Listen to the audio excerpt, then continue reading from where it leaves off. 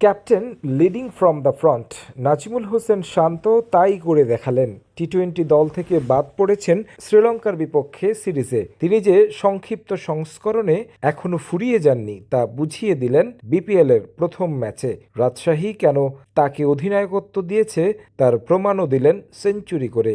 উদযাপনে তাই খ্যাপাটে শান্ত। জবাব দিতে নেমে ১৩ রানে প্রথম উইকেট হারায় রাজশাহী ওয়ারিয়র্স। ১০ রান আসে তানজিদ তামিমের ব্যাট থেকে। আশা জাগিয়ে পাকিস্তানি সাহেবজাদা ফারহান ফিরেন ২০ রান করে। ম্যাচটা যখন ঝুলে পড়ছিল সিলেটের দিকে তখন হাল ধরেন অধিনায়ক নাজিমুল হোসেন শান্ত। টি-20 একা হাতে স্বাগতিকদের থেকে ছিনিয়ে নেন ম্যাচ।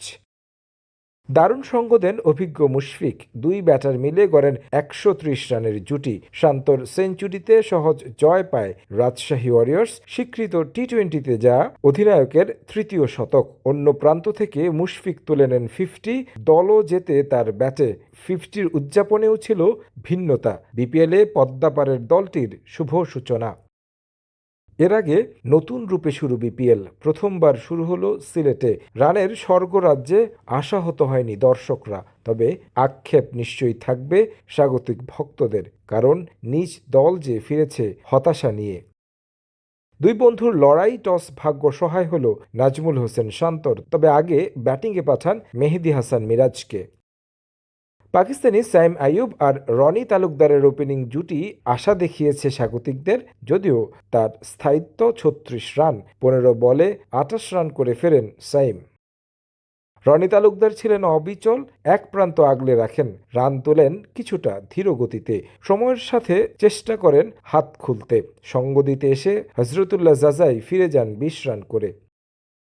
রনি তালুকদার সম্ভাবনা তৈরি করেন 50-র, তবে ৪৫ রানে থামতে হয় তাকে। রানটা হাই স্কোরিং করেন পারভেজ ইমন ও আফিফ হোসেন ধ্রুব। দুই ব্যাটার তাণ্ডব চালান রাজশাহী ওয়ারিয়র্স বোলারদের উপর। ৪ ছক্কার ফোঁয়ারা ছোটান লাক্কাতুরায়। অন্য প্রান্ত থেকে দারুণ সঙ্গ দেন আফিফ। 50-র দেখা পান পারভেজ ইমন। আফিফও খেলার চেষ্টা করেন হাত খুলে। ৪-৪ এক ছক্কায় ১৯ বলে খেলেন ৩৩ রানের ইনিংস। ইমনের ব্যাটে ভর করে ১৯১ রানের পুঁজি পায় সিলেট টাইটান্স। ৩৩ বলে ৬৫ রানে অপরাজিত থাকেন ইমন, যদিও তা যথেষ্ট ছিল না জয়ের জন্য। বিপিএল আয়োজন নিয়ে মাঠের বাইরের নানা ইস্যুতে বিসিবি যতটা চাপের মধ্যে ছিল প্রথম ম্যাচে, সেটা কিছুটা হলেও লাঘব হয়েছে। কারণ স্বাগতিক সিলেটের দেয়া ১৯১ রান টপকে জয় পেয়েছে রাজশাহী, যেখানে বড় ভূমিকা অধিনায়ক নাজমুল হোসেন শান্তর সেঞ্চুরি। এবং এর মধ্য দিয়ে পদ্মাপাড়ের দলটি দারুণ একটা আসরের সূচনা করল। সিলেট ইন্টারন্যাশনাল ক্রিকেট স্টেডিয়াম থেকে তারেক হাসান শিমুল, সময় সংবাদ, সিলেট।